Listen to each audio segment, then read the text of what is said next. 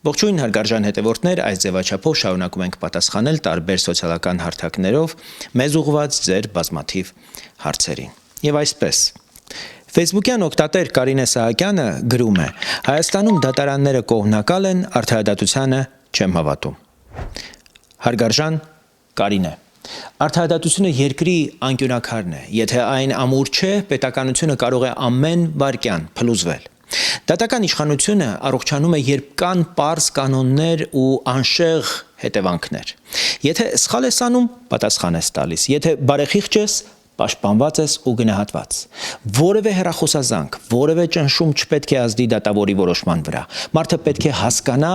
ինչու է դատարանը այսպես որոշել։ Պարզ լեզվով, հստակ փաստերով։ Սա միայն իրավունքի հարց չէ։ Արդար դատարանը բերում է ներդրումներ, արդար մրցակցություն, կայուն աշխատանքներ եւ ամենակարևորը քաղաքացու արժանապատվությունը։ Երբ գիտես օրենքը քեզ պաշտպանում է, դու վստահ ես երկրիդ վրա։ Թափանցիկություն, պատասխանատվություն, անկախություն, ահա այն 3 անկյունակարերը, որոնք կարող են ստեղծել վստահություն դատական իշխանության նկատմամբ։ Արմեն Աբրահամյանն ու Արա Միրզախանյանը երկուսն էլ Facebook-ից գրում են. Հայաստանում տասնյակ կուսակցություններ կան։ Չեք կարծում, որ դրանք պետք է փակել, թողնել մի քանիսը կամ Միացյալ Նահանգների նման 2 կուսակցություն թողնել։ Հարգարժան օգտատերեր, նախ Միացյալ Նահանգներում հազարավոր կուսակցություններ կան, բայց 2-ն են ամենաուժեղն ու ազդեցիկը։ Կուսակցությունների շատ լինելն ինքնին խնդիր չէ, խնդիր է, երբ դրանք թղթի վրա են եւ 1 հոգու վրա կազմավորված։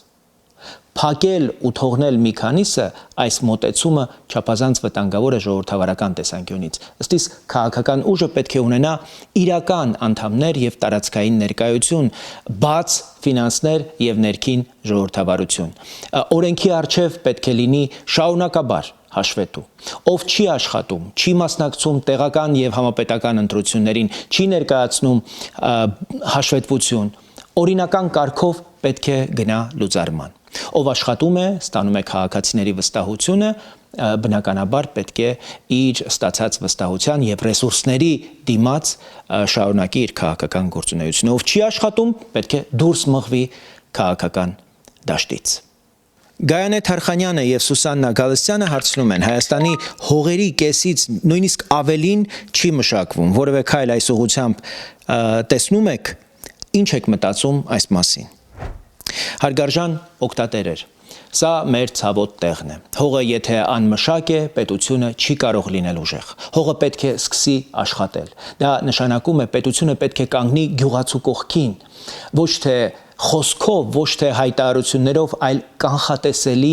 կանոններով։ Ջուր, պարարտանյութ, համապատասխան մասնագիտական աջակցություն, վարկային եւ հարկային արտոնություններ, ապահովագրություն, կանխատեսելի պայմանագրեր։ Մեր նպատակը պետք է լինի հասնել պարենի լիակատար ինքնաբավության։ Սա սոսկ տնտեսության հարց չէ, սա անվտանգության հարց է, սա արտաքին քաղաքականության հարց է։ Հողը պետք է դարձնել ուժ, իսկ ուժը ապրելու ավելի լավ պայմաններ Հայաստանի յուրաքանչյուր քաղաքացու համար։ Արա Սարիբեկյանը Facebook-ից հարցնում է. Ես բնակվում եմ արտերկրում եւ տևական ժամանակ է ցանկանում եմ Հայաստանում ներդրումներ կատարել, սակայն վախենում եմ դատական համակարգի անկատարությունից։ Հարգարժան հայրենակից, ձեր մտահոգությունը շատ տեղին է։ Արդարադատությունից է կախված, թե Հայաստանը կլինի ներդրումների համար վստահելի երկիր, թե ոչ։ Ներդրողի իրավունքները պետք է ամրագրել օրենքով, սեփականությունը, պայմանագրերը եւ վեճերի լուծման կարգը կասկածի տեղ չպետք է թողնեն։ Հայաստանում դատարանը պետք է լինի ներդրողի սեփականության պաշտպանության անթերի, անքննելի եւ կասկածի տեղ չթողնող ինստիտուտ։ Երբ օրենքը աշխատում է, ներդրումը պաշտպանված է, աշխատանքը եւ աշխատավարձը արժանապատիվ է, Հայաստանը բոլոր իմաստներով կանխատեսելի եւ հուսալի գործընկեր է։ Կարինե Մուսայելյանը, Գոռ Մնացականյանն ու Մարալ Մայիլյանը հարցնում են. Դուք այցելում եք մարզեր, գյուղեր, մենք ինքներս տեսնում ենք, թե ինչ ծայրահեղ ծանր վիճակում են Հայաստանի գյուղերը։ Ինչպես եք տեսնում գյուղերի ապագան, այսպես գնալով գյուղերը դատարկվելու են։ Հարգարժան օգտատերեր, գյուղը մեր տնտեսության, երկրի շարժիչն է։ Գյուղը պետք է դարձնել ապրելու եւ եկամուտ ստանալու, փող աշխատելու լավագույն վայրը։ Ինչ է պետք։ Գյուղացուն պետք է տալ գործիք,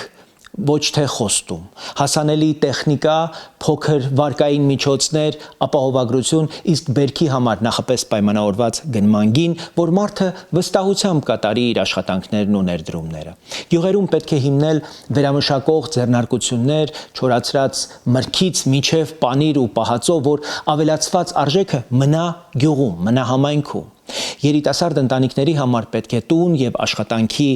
անհրաժեշտ փաթեթներ, ուսուցչին եւ բժշկին կրկնակի վարձատրություն եւ սոցիալական երաշխիքներ, որ չփախնեն գյուղից։ Սահմանամերձ գյուղերում անվտանգությունը եւ տնտեսական արտոնությունները պետք է գնան կողք կողքի։ Եթե այս երեքը ունենանք՝ ջուր, շուկա, աշխատանք, գյուղը կմնա, կընդլայնվի, Հայաստանը կշենանա։